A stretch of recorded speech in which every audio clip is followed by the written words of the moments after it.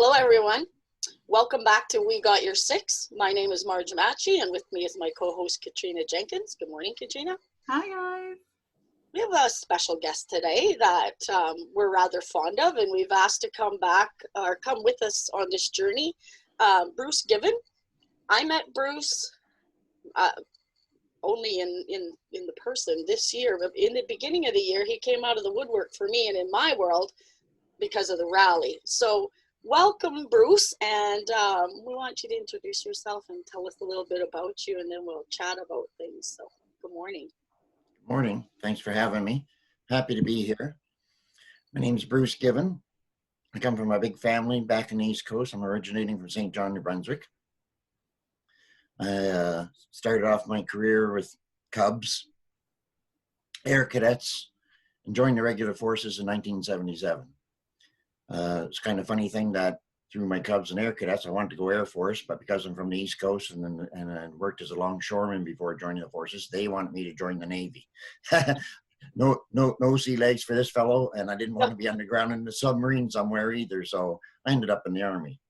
And when I joined, after Cornwallis in 1977, our boot camp, I was sent to the PPCLI when I was asking to be RCR, and I didn't even know what.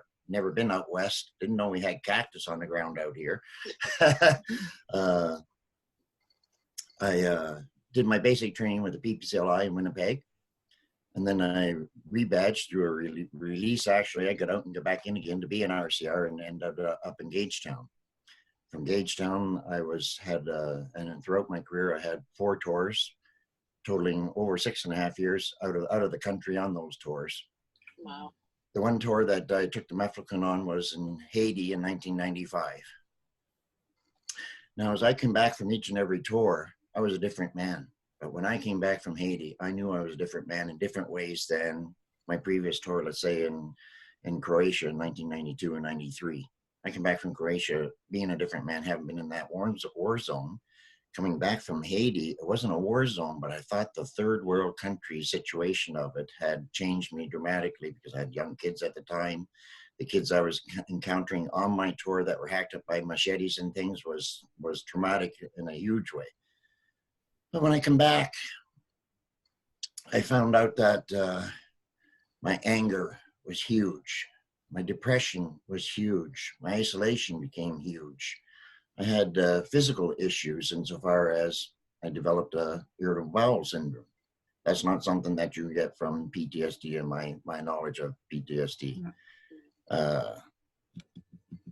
I didn't sleep well at nights, and I still don't sleep well at nights, but I didn't sleep well at nights then.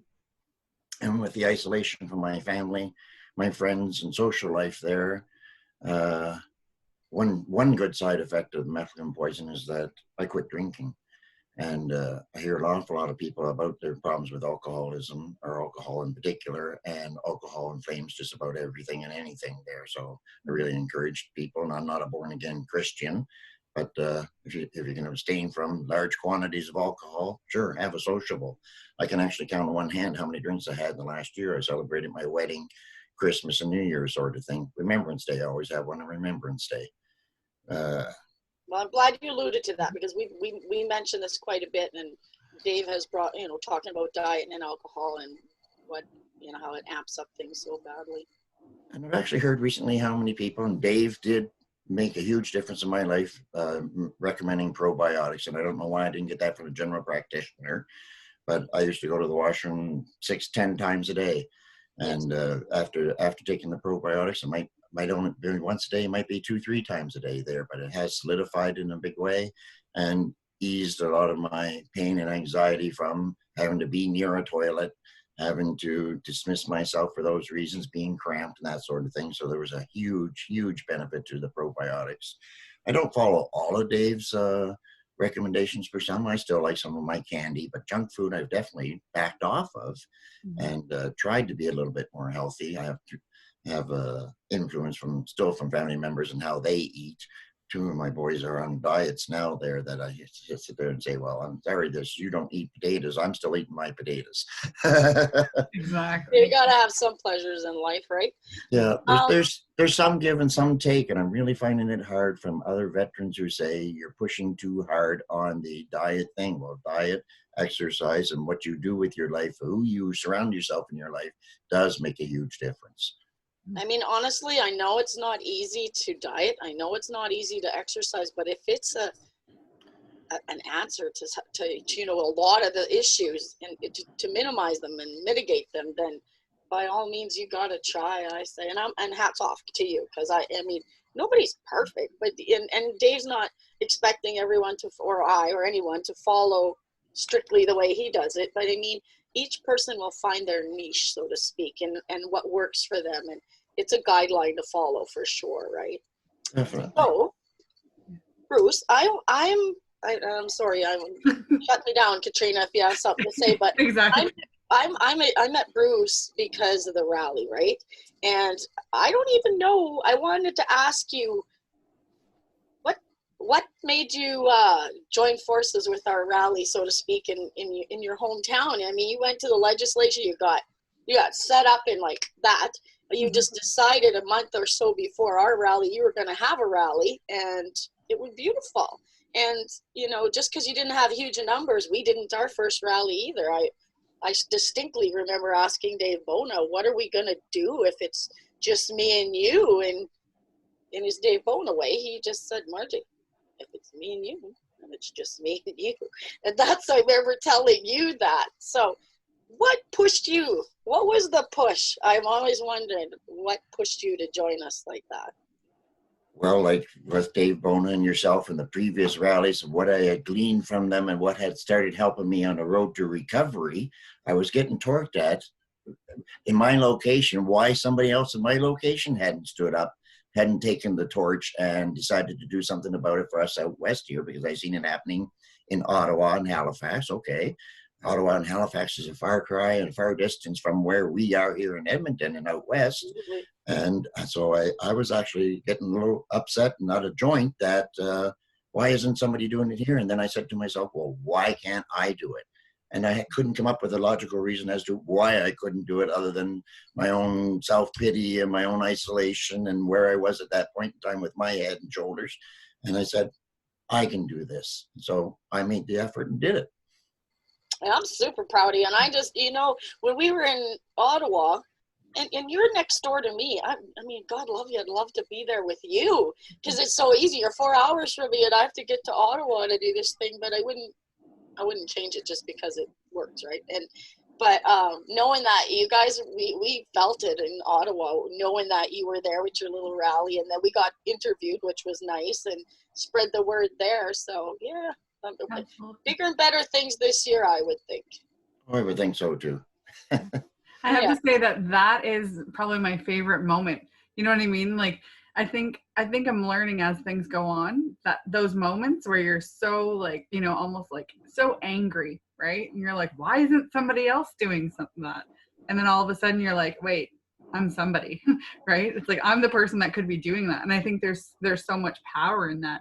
And then like when we were in Ottawa and you guys were doing a rally, we're trying to like focus on our rally, but at the same time we're excited and we're like, how's everything doing? And you know what I mean? And we'd be like, okay, they're alive. This is what's going on with them, so we're at our rally. And then it just made it feel like a little more global. Right? Sure. So I was feeling. Sorry, I mean, we got to work on finding somebody to link us up live out there. That's what we need to work on this year. When I saw that you had that info session the day before the rally with that, and that what I'd seen online, I said, geez, there's no reason why we couldn't do that here as well. And I know it might help encourage, educate, and bring more people on board if we did something like that too. And I kind of thought a big boost for me was the town hall meetings that we had across the country with the lawyers. And I saw 200 people there at that meeting here in Edmonton almost. And I'm sitting there saying, okay, I'd hoped out of that 200, 20 might have shown up for the rally here in Edmonton. And now with it happening on a Saturday this year, I'm kind of hoping it would be like that town hall. Maybe we'll get to 200 this year. I hope so. It's just a matter of getting the word out. I mean, This still a lot of people don't know. Exactly. And if you go, you can actually go back, and the town hall events, the Facebook event would still be there, right? From, you know, all the town halls. So you can still kind of go back and post and like find those people, right? And then, yeah, so I don't know. I'm excited to try to help and get awareness out over like any of the rallies that are happening, right? So, oh, there's a cat meowing. Sorry. Okay, my dog's kicking on me here too. Okay. So I interrupted you anyways, and I didn't mean to, but I get excited. No problem. So from the town hall, from the previous rallies and the education I was learning from like Dave Bona and the things I've been seeing and hearing online, and I feel fortunate that I am online in that aspect, because I know so many that aren't online and that do need to be reached, and there's got to be other ways to reach them. But we are a network. We are a force of ourselves there. When we talk about how many veterans are out there and how many serving people, retired people, we do have a small army out there that does link up individually, coffee breaks, meetings. I have a regular meeting once a month with my former RCR fellows. I have a peer support group meeting, which resulted from the rally, the same evening of the rally. And I was a total wreck at the end of that rally. I know. Suggested to me that I go out to decompress at a meeting with We're like going, yeah. Brock Blazik. Brock Blazik was a gentleman who stood up to the Prime Minister, where it was said we're asking for too much. Well, I see this gentleman weekly almost, because he's the head of our peer support group here in St. Albert. And so meeting with him and others like him gave a connection, because I retired in 2000.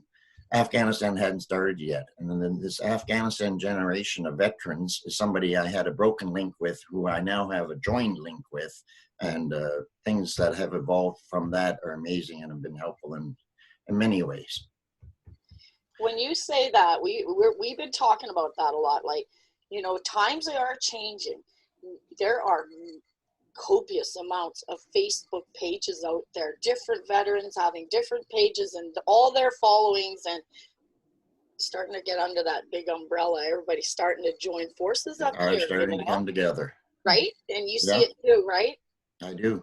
That's big good. Time. So my other question, and I'm going to let Trina, is when you started this, it's like something I ask all advocates. I'm going to ask you, do you feel like you started to do something to help yourself, and in the end you start helping other people, which even more helps you? Does that make sense?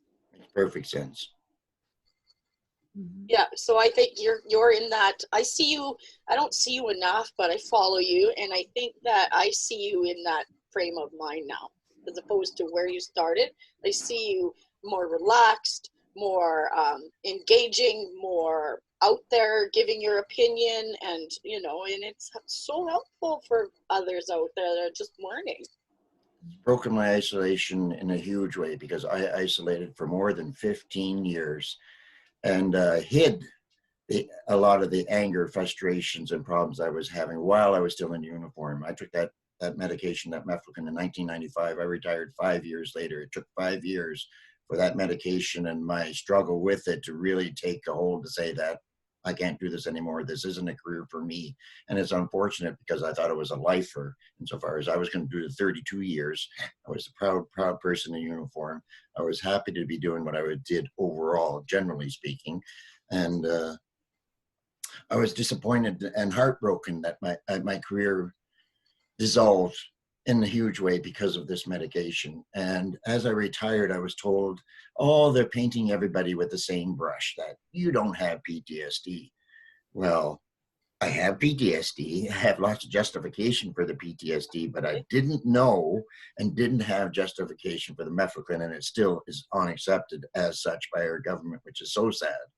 And what they do to us, and how their response, or lack thereof, really, is keeping people isolated. It's keeping people in their holes and keeping them from expanding beyond and becoming a better person than they are at this point in time, or were 10 or 20 years ago.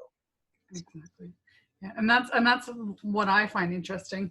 I'm always interested to see or to kind of like, I'd like to spark it in someone how to get help. Like I want to reach the people that are still kind of like, you know, in their dark basement or alone, or, you know, dealing with like kind of like the fallout that happens from, you know, we hear about, you know, the strain, and we live it, the strain on relationships, on, you know, marriages, the strain with like children and stuff.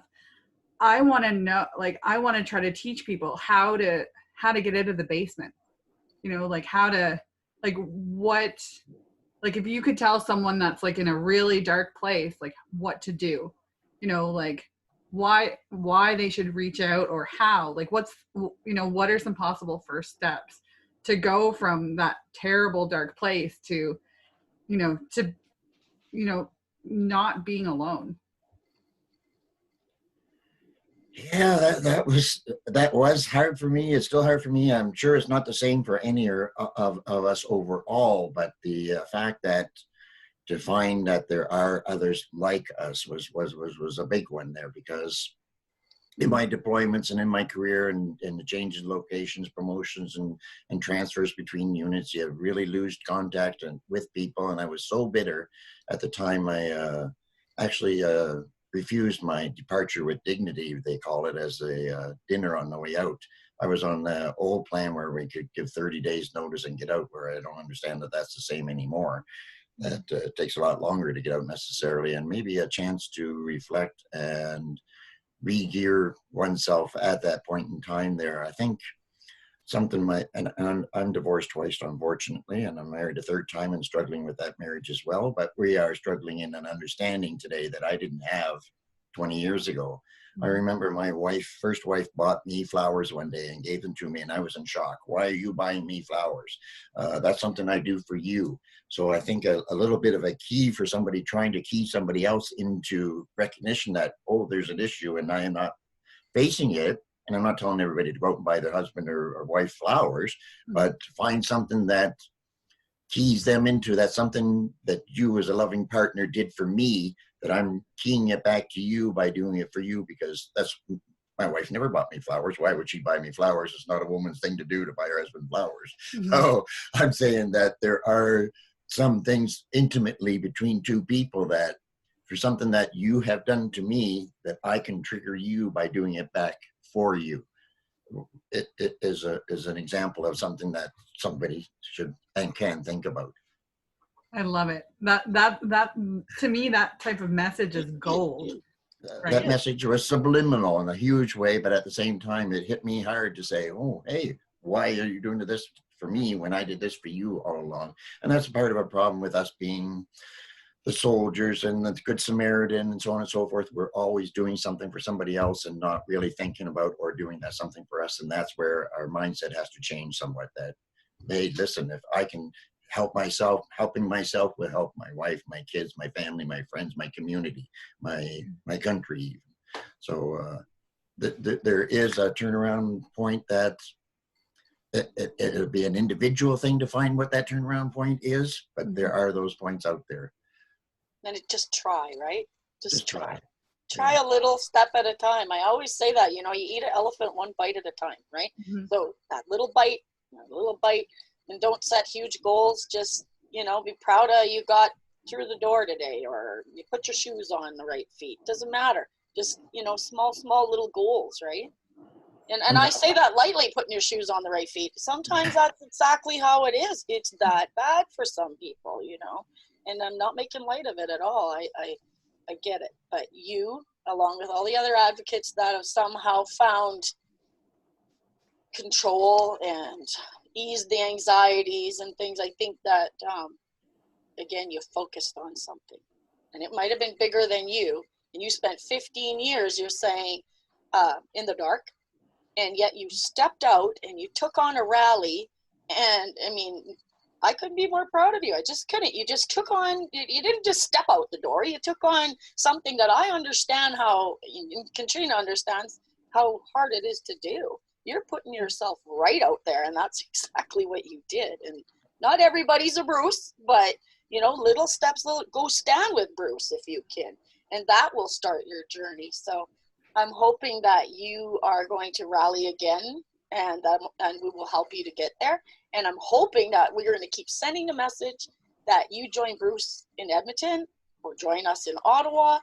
And if Halifax happens again, join them there. And it helps you. And let somebody find somebody in Vancouver even. Let's go make sure this goes coast to coast. I would love that. If we can network long enough, it will happen.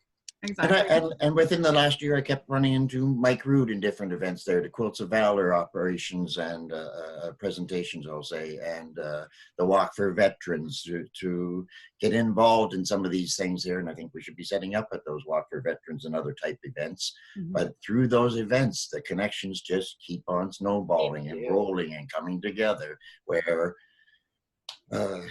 2, 3, 4 years ago, 5 years ago for sure, I wouldn't ever have thought of being able to do any of this there. And what happened after the rally and since the rally, the connections and the astounding fact that, hey, how come you've never been tested for this? How come you're not involved in this? Why aren't you involved in this? I heard somebody just recently say they withdrew from the lawsuit because they couldn't prove they took mefloquine. I said, you don't have to prove you took it. This is an Afghan vet we're talking about. And during his tour, if you were in Afghanistan, you took mefloquine, period. Exactly. Right? So there has been some withdrawal, and I've been re-encouraging them to don't withdraw. And withdraw is part of the ailment, we'll say, because I'm an avid outdoorsman, and I stopped going outdoors. I stopped going to do my fishing. Nothing more relaxing than me waiting for one jerk on the line and me being the jerk on the other end when I had nothing else to care about out there in the world at that point in time. It was calming, relaxing, and I'm getting back into it again. I know. We're keeping you from ice fishing today because it's a beautiful day. This is perfect timing. I'll be able to go later. For a little longer. Okay, so I don't know, Trina, did we miss something? I know we've had a ton of questions and stuff, but I get really pumped up about the rally and I get fixated on that. And I know that I look at you like that, and I see such a warrior. And people can just, little bits at a time. Don't mean you got to start a rally, but like I said, just go out and stand with Bruce if you can, or come and stand with us, and it's making a difference. Bruce is tough. I was almost in tears prior to the rally starting here in Edmonton, because I looked around and there was a blank slate out on the legislature grounds there. There wasn't even tourists walking around at that point in time in the morning. But as it progressed and people wandered in a little bit there, I was really, of course, perturbed about the politicians who passed by me while I was bleeding my heart out there on the front steps, that they walked by and didn't even notice me as they're coming in and out for their lunch and their meetings. Well, they could be on the edge of their seats, because Trina and I will be inviting them to join you there this time with our invitation letter. So they can attend either Ottawa or Edmonton, and there's no reason why they can't attend one, because they're either going to be over here, or they're going to, like our politicians are either going to be in our area, or they're going to be in Edmonton, because they get sequestered in the house about this time. So that's true. And we have not sequestered till the 21st. So there's no reason we can't get some politicians in your area. And we're ahead this year with rally planning and all the resources and lists and things that we did last year. We still have them. So all we need to do, is, share them with you guys and help you. And, I can help make flyers and, help get the word out. And for one of the things I'm thinking of doing, it could be for either rally, is I'm thinking of trying to incorporate how everyone else, even if people aren't going to the rally, how they can help spread the word about the rallies that are happening, right? So it's like, I want to do templates that other people can send. You can send to these other organizations or your member of parliament, MLAs, people in the area, right? So there's ways for us to spread that without even being in the area. So any work that we've already done or any work that we're doing for this year, I'll definitely share, and we can try to make, a couple big rallies this year. Yeah. Well, a progressive eye-opener has been that letter that came out from Veterans House that I took and made it a summation of my own and with my personal experience. I know it was a long read because it was a long write, and it's been a long time, but I was worried that, again, I'm putting myself out there and leaving myself open for those people that want to put the jabs in and say how we're all painted with the same brush, so on and so forth. All our individual stories are individual, but they all have links and ties that associate with other people and their sufferings, their problems, and their solutions. Mm-hmm. I know, Absolutely. I know you're interviewing Dr. Keith Zawiski here at some point later today there, and I've been seeing him for months. And I want to talk a little bit about that insofar as I had previous experience with this, and it wasn't through Dr. Zawiski. It was actually through I found out later, a fly-by-night sort of organization. It was an American company that piggybacked into our veteran system. I was actually recruited into that originally because I was one of the longer serving veterans with a multitude of tours and experiences that they thought was beneficial to the other veterans associated in the clinic that I was in at the time. I did it for 4 months, and I was being asked maybe 6 weeks into the treatments as to if I was feeling anything different. And I bluntly said, no, same shit, different day. But about 2 weeks later, I said, geez, things are different. I am calming down. The road rage isn't as bad, and I've had severe road rage, and driving down the road, redlining your vehicle is just as deadly as any other weapon that somebody might want to think of or come across. And my family had not wanted to travel with me anymore because I was so irritated and agitated. If you looked at me wrong, if you cut me off, if you had your signal light on for too long, going the wrong direction and not turning off the road kind of thing. So there was keys along the way. I guess I ignored and I didn't accept, but I definitely accept now, and I definitely recognize in myself and others. And I have 2 grown children now in their 30s, and I'm hoping at some point I can get them to come online here, and maybe one of them will tell their stories to say, geez, I can remember when Dad was doing this and Dad was doing that, and they can see how I isolated and how I divorced, and they felt that I had divorced them at the same time. But we've come back together with my kids, and we're growing together, and just through the massive changes since this advocacy and the rally, that the connections I've got, my outgoingness has changed, and interactions have changed. And I've said, one of my boys works for a security company. Well, that security company employs veterans. And so through them, I found, oh, here's somebody else who sounds like you, Dad. Really? Excuse me. So I said, well, I'd like to talk to that guy. So I brought him in on the lawsuit. I've given him some education, some tools to work with, and that makes me feel good. And if that can make me feel good, I'm sure if that same person that I have helped can help somebody else, the snowball continues, and the rallies will continue, and we will fight this until such time as there is some resolve in some way, shape, or form better than it is today. And I'm feeling better today than I felt a year ago, for sure. That's great to hear, for sure. Do you have I'm really interested in, like, let's say, so you mentioned that you have like adult kids, and I was kind of like looking through your Facebook and I noticed too, but what advice do you have for, like, it doesn't have to be like for your kids, but for like adult children, you know, let's say 20s, 30s, 40s, that are trying to navigate, you know, these relationships, you know, with their parents? What advice would you have for them, like when they're trying to figure out, like, okay, what's going on here? Like, one thing I think that adult kids could do would be to, like, you know, research, even read a copy of the letter from Veterans House, right? So it's like getting educated on methylquin would be like something that could help them understand. Like, do you have any like tips or philosophies maybe? The first thing I like to say is don't give up, because we've all given up at some time and had to find and reestablish ourselves in those missed and fractured relations there. That don't give up. Although I isolated and whatnot, there's still some love there. There's definitely a lot of love there that I can say that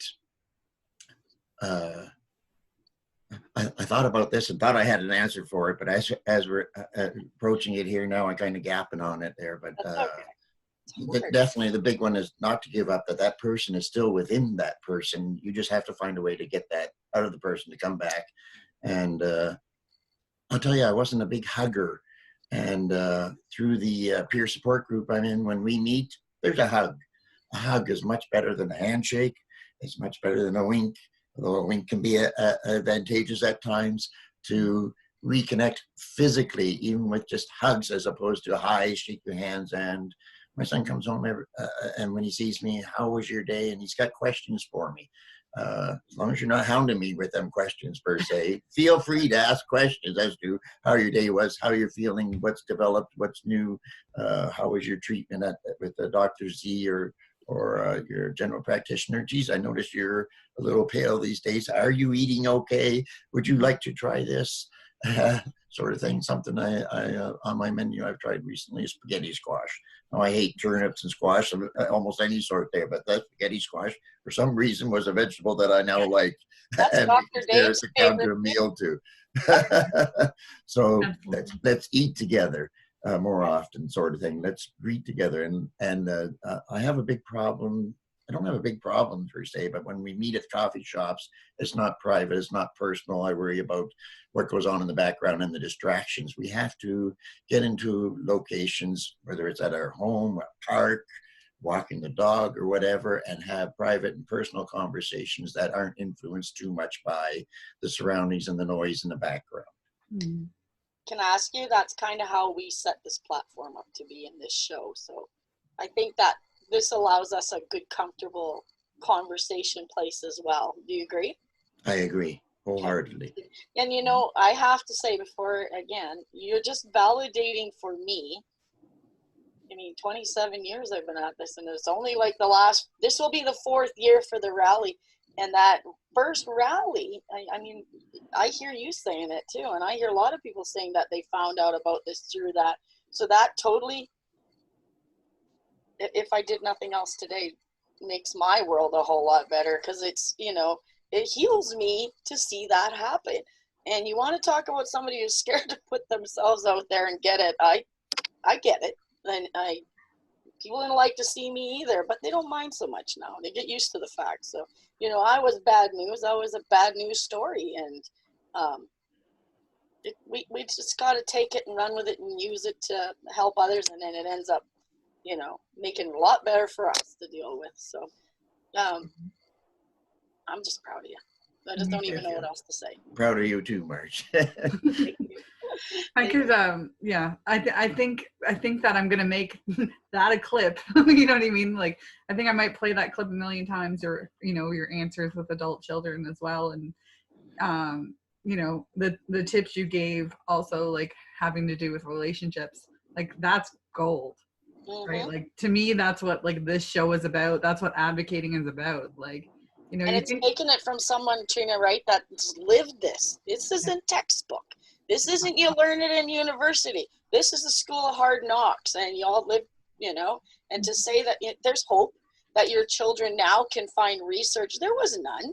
There was none years ago. You couldn't get anyone to find anything that justified what you were going through. Now you could click Methlequin and you can find some information. And I think for young people who are struggling, if you are listening to We Got Your Six and you're trying to figure out why my dad or my mom went off the rails so many years ago, or why they have these issues, educate yourself on that. Don't give up on them. They're your parents or your loved ones. Don't give up on them. And if you learn about it and understand it, the fear eases, and and I think it just makes it a lot easier to cope, you know, family wise. And the person who is suffering from quinism, if you're going to be in their life, they really need you to be in their lives and to you have to give that space.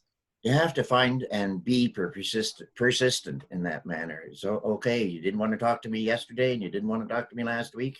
You didn't talk to me 6 months ago or 6 years ago, but that doesn't mean I'm not going to stop trying, because I do want to talk to you. I do want to relate. So those relations and talks and channels, although blocked at some point in time, and maybe at this point in time, there are cracks and there are avenues to open those up, and be persistent and don't give up on the love and the admiration we have for each other, and the ties that we have for each other there, that those still exist, although maybe haven't been recessed. They can be brought to the forefront, but it takes a huge effort, and not just on an individual's part, and that being my part, that my kids never gave up on me. They may have, but then they came back, as I did with them as well. So persistence, like And it's As long as we're still up right on the green side of the grass, there's some efforts that can be made, and little things here and there. Okay, so it's not happening, it's not working today, but let's see what tomorrow brings. absolutely, that's exactly. I also have to say that tomorrow never gets here because it's always today. So today, make an effort, make take 5 minutes and reflect upon it and find some commonality to move forward with.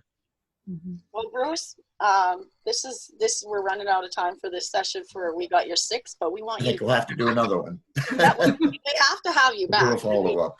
We're we going can to talk do about plenty. what's that? We can do plenty. I've got lots of questions. We do, and you're now to us a nice resource to tap, since you've come so far, and so you're a real testimony to things that can really happen if you try, and don't give up.